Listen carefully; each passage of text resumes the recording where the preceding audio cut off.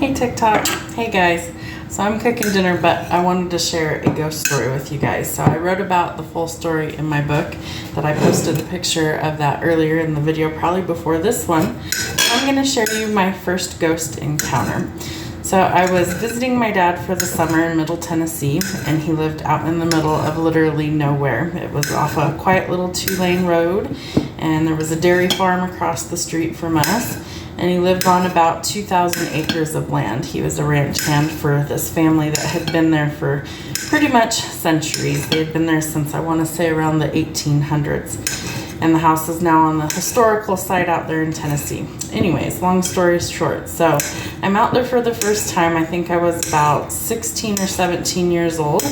And it's middle of July, it's very hot, so we didn't have air conditioning. It was a single room cabin, so there was like big fans and everything. We had one big main room that had like the dining room and living room area, a kitchen, a bathroom, and a single bedroom, and that was the entire cabin.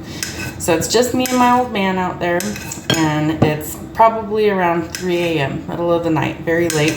And I'm startled awake. I was out sleeping on a fold-out couch in the living room, and my bed was facing the front door. And I heard what sounded like the front door trying to open up, so it kind of startled me awake.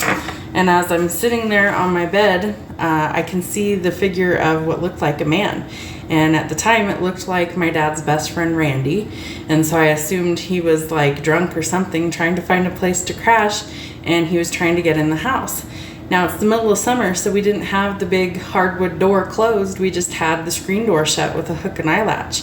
So I'm sitting there trying to process what's going on, and I no more than get that thought of like, what in the world is going on, before this figure is literally inside the house, but the screen door never opened and this person never made a sound.